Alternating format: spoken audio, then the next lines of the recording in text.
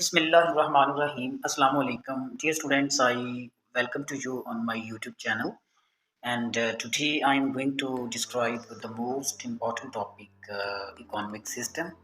And I will tell you that how many economic systems are prevailed in the world and why these economic systems are adopted and for which purpose any one of them are adopted to resolve some issues. So first of all, I tell you that why these economic systems are adopted.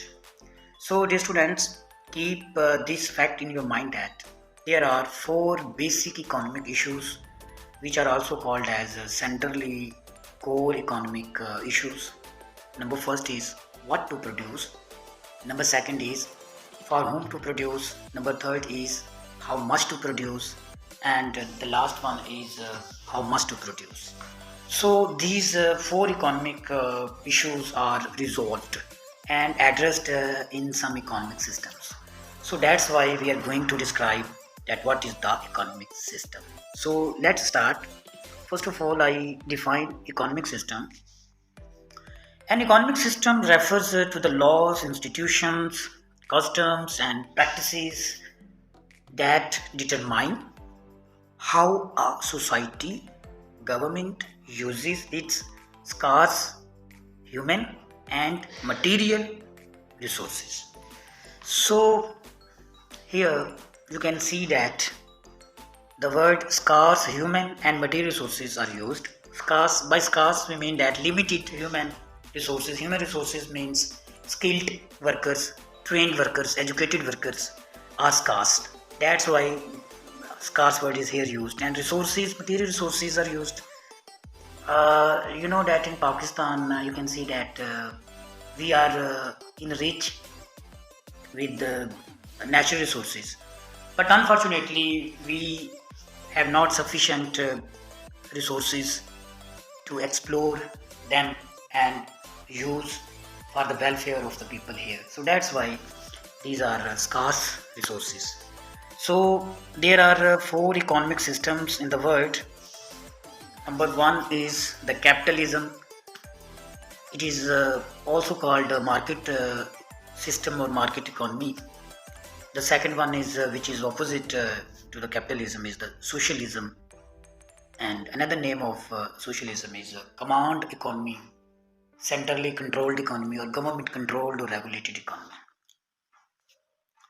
And if we add the features of capitalism and socialism, another economic system is created, that is the mixed economic system. And the last one is the most, favorable system for the welfare point of view is the Islamic economic system. So, dear students, let's we start with the capitalism. That what is the economic system? The first system is the capitalism. The definition of capitalism is that capitalism is the economic system which is totally based on the principle of private ownership of economic resources. Here, in this system, the private ownership means that means of productions are controlled and owned by the individuals, by the people, and by the firms.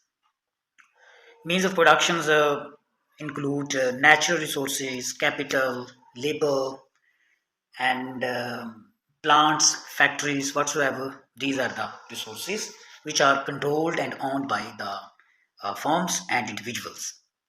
And means of productions are owned and controlled by individuals and firms. By individuals means people, you, me. The third point that is used to describe the capitalism is government has a very minimum control over the economic activities of people and firms. In this system, people and firms are free to produce or to consume anything else. There is no intervention and suggestion from the government, from the state to produce a specific product or to consume a particular product or to not consume a particular product. So that's why in this system, government has very minimum control or authority. So another point that is used to describe the capitalism is Number four, people and firms work for their self interest and profit. This is the core feature of this system, I think, because as a buyer, there are some my self interest. That's why I visit the market. I go to the bazaar. There are some my buying purposes. These are my interests. And when I visit the market, I see that the shops are opened and shopkeepers are over there. And why shopkeepers and sellers are over there? Because of their profit, because of their self-interest. So profit is a self-interest is for the sellers, and buying at least cost is a self-interest of the buyers. So these self-interests basically force to the sellers and buyers to interact with each other in the market. Another point is the capitalism economic functions are performed through a network of prices and markets. That's why capitalistic economy is also called as a price system or market economy, because this is the laissez-faire economy. Or in laissez-faire economy, there is no intervention of the government, and the activities of buyers and sellers are performed by price mechanism, by a price system. So that's why it is also known as the price system. So changings in prices are signals not only for the producers and for also for the consumers. When price changings means to say decreases, the buyers will get some incentives, and they will go to the market and they will buy. Or if prices go to high, this is the signal for producers to sell more their products to the buyers. So changes in prices basically are the signals for producers and buyers. Another point that is used to describe the capitalism is I have also told you that this is a laissez-faire economy. It means let the market free. When you free the market, it means there is no intervention and intervene of the government. Government does not intervene in this economic system in the activities of buyer or a seller. It means government non intervention by the government. So these all points basically are sufficient to describe the capitalism, or simply in capitalism, uh, means of productions are owned and controlled by the people and firms. And firms are free to produce anything, and people, consumers, are free to consume anything. Okay, or price plays a major role in the determination of how many things buyers will buy and how many things the sellers will save or sell. So there are some features of capitalism, dear students. So number first feature is the private property. This is the first point that I used to describe the capitalism. In the capitalism, private ownership is allowed to the people or to the individuals or to the firms. Self-interest basically is the dominant force, and this self-interest determines the economic activities in the market, and due to this self-interest, the buyers or sellers meet with each other in the market. Another one is the this system totally depends upon the price system, because in the light of price, the selling decisions are made. So that's why we totally depend on price system in this system. So this is the most important feature of this system, that freedom of choice is given, and enterprise. So here price is the wrong word here written. So please note this point. There is a freedom of choice and enterprise. Competition among producers and buyers. We see the healthy competitions among producers and buyers in this system. In this system, there is a limited role for the government. Yes, because this is the market system in which government has very minimum role or control over the economic activities of the buyers and sellers. Another feature of capitalism is the capitalistic economy is highly efficient in the production of goods and services, and it ensures the faster economic growth. Yes, because in the private firms, if you do not work well, if you are not trained, then soon you will be fired, and you will be not the part of that company if you do not work well for the company. Okay, so that's why there are some drawbacks. Number first drawback of this system is the capitalistic economy is inefficient and equitable distribution of wealth and incomes. This is the one of the most core drawback because income is not equally distributed among the people under this system.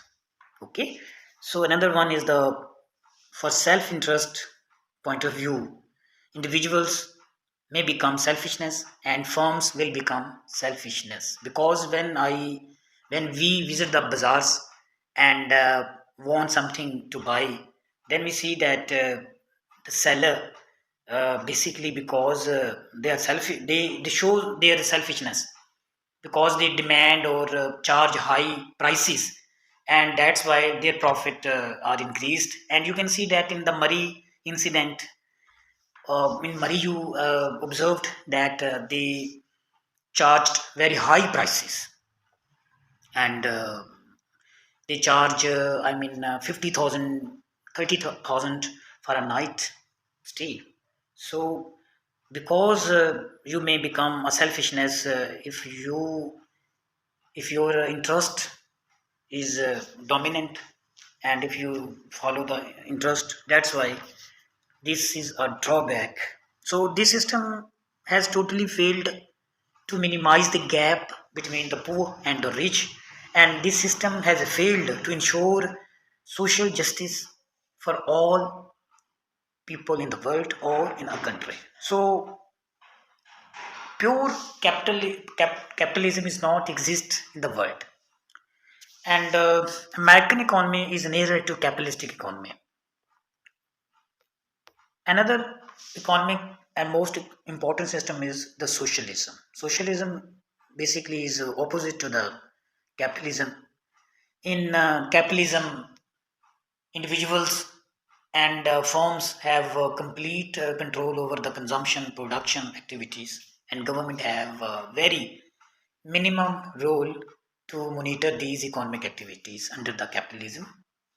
But in socialism, the economic system where all productive sources are controlled or owned by the state.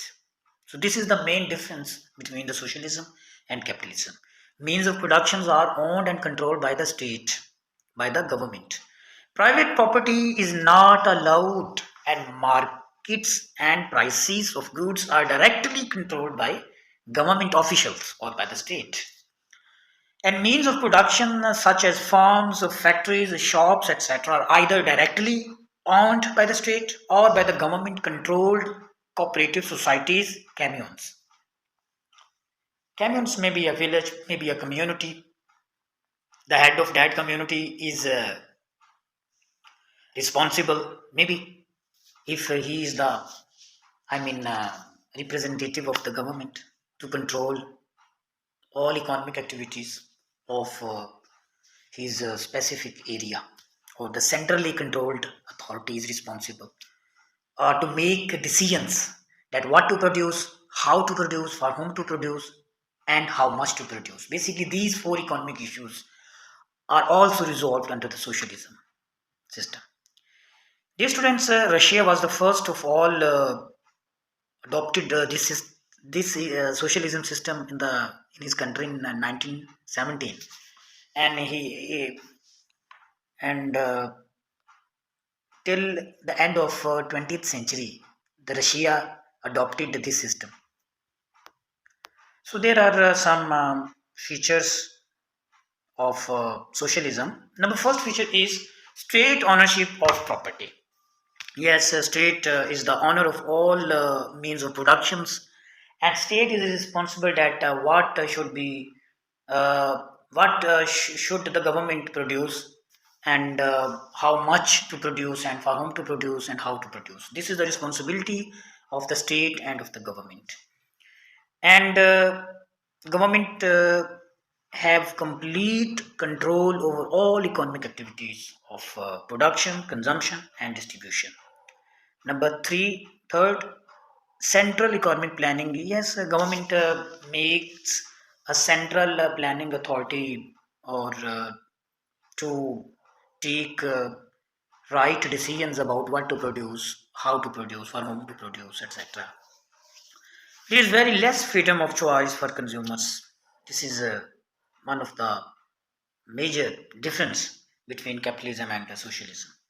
Another feature of socialism is socialism is more efficient in equitable distribution of wealth and incomes because whatsoever is produced must be distributed among the people.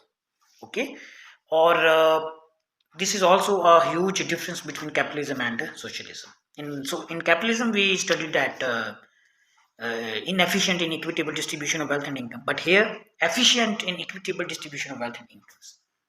There are some drawbacks, dear students. Number first drawback is the socialism is inefficient in production of goods and services because people think that they are the servants of the government and they have no need to work well because there is no self-interest here, and due to which uh, they work inefficiently in the production of goods and services. So another drawback is they ignored the strength of natural human instinct of self-interest. Yes, I also talked about it. Consumers often do not get the goods of their choice. Yes, because they have no freedom regarding the consumption of goods and services.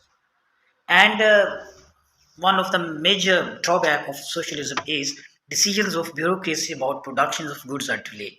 Yes, of course, because when the decisions regarding what to produce, how much to produce, are taken by central authority, or if the chairman of and the member of that central authority is not here or is not present, maybe the decisions regarding what to produce or for whom to produce may be postponed. So these are some drawbacks. Or Russia adopted socialism in 1917 till the end of 20th century. So, dear students, thank you so much